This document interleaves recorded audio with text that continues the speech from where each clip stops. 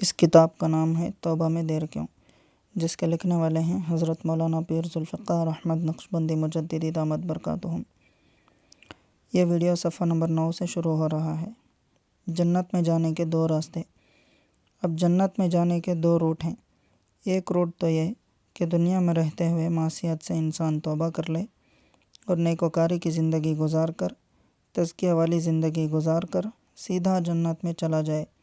یہ short route ہے، یعنی مختصر راستہ۔ اور اگر غفلت میں پڑا رہا اور دنیا کے اندر گناہ کرتا رہا تو اللہ رب العزت نے راستے میں ایک ہسپتال بنا دیا۔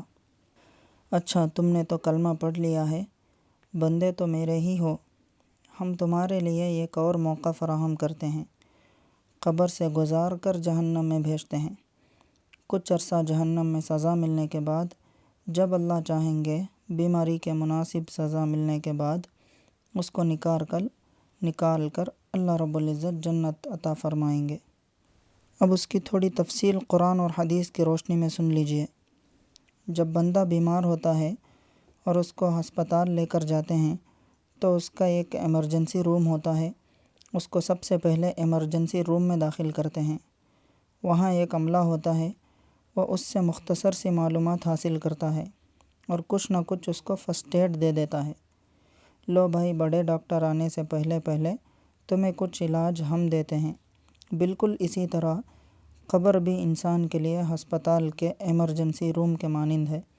انسان وہاں جائے گا، اللہ تعالیٰ 2 فرشتوں کو بھیجیں گے، وہ آ کے اس سے ہسٹری پوچھیں گے، من ربک، من نبیک، ما دینک۔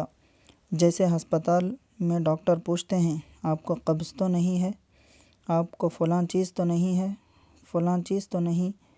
2-3 سوالوں میں ان کو اندازہ ہو جاتا ہے کہ اس کو ہے کیا۔ اس طرح قبر میں بھی فقط 3 سوال پوچھیں گے جن سے پتہ چل جائے گا کہ اس کی بیماری کس نوعیت کی ہے۔ اگر گنہگار ہوگا تو پھر اس کے لیے ٹریٹمنٹ شروع کر دیں گے، اور پہلی ٹریٹمنٹ کیا ہوگی کہ قبر اس کو دبائے گی۔ جیسے بیمار آدمی کو درد میں دباتے ہیں، تو جس کو گناہوں کا درد ہوگا قبر بھی اس کا ٹریٹمنٹ کر لے گی، اسے دبائے گی۔ مگر قبر کا دبانا کیسے ہوگا؟ فرمایا کہ ادھر کی پسلیاں ادھر اور ادھر کی پسلیاں ادھر ہو جائیں گی، یوں قبر دبائے گی، اور پھر اس کی قبر کو جہنم کا گڑھا بنا دیا جائے گا۔ کچھ مریض ہوتے ہیں جن کو خاص ٹمپریچر پر رکھا جاتا ہے، اور کئی مریضوں کو ایئر کنڈیشن کمرے میں۔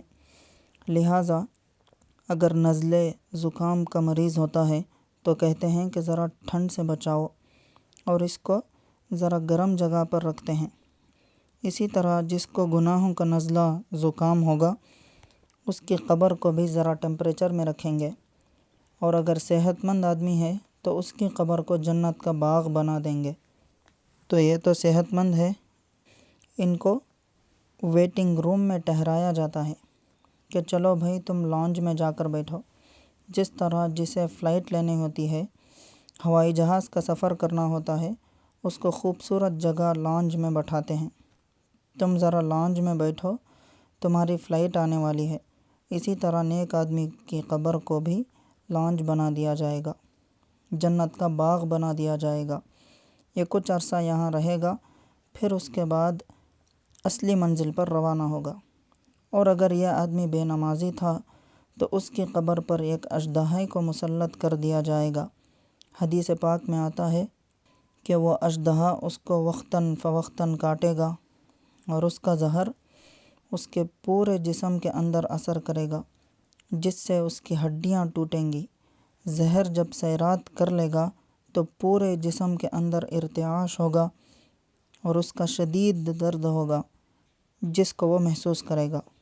ہسپتال میں جیسے ڈرپ لگاتے ہیں، ڈی ہائیڈریشن ہوتی ہے تو بوتل لگا دیتے ہیں، اب اس میں قطرہ قطرہ اس کو مل رہا ہوتا ہے۔ اسی طرح قبر میں بھی اس کو ٹریٹمنٹ مل رہی ہے۔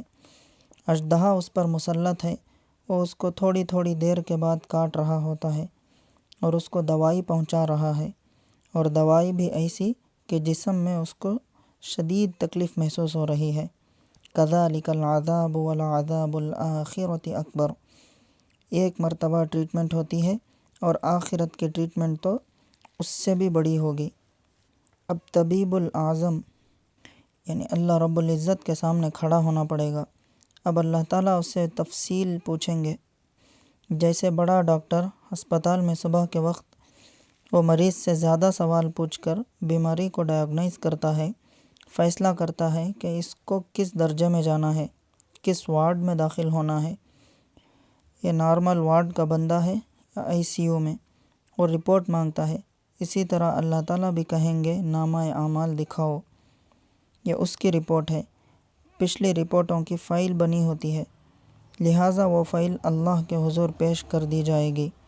وَوُضِعَ الْكِتَابُ فَتَرَى الْمُجْرِمِينَ مُشْفِقِينَ مِمَّا فِيهِ وَيَقُولُونَ يَا وَيْلَتَنَا مَا لِهَذَا الْكِتَابِ لَا يُغَادِرُ صَغِيرَةً وَلَا كَبِيرَةً إِلَّا أَحْصَاهَا۔ پھر فائل کے اندر کچھ فوٹو بھی لگے ہوئے ہیں، ایکس رے لگی ہوتی ہے۔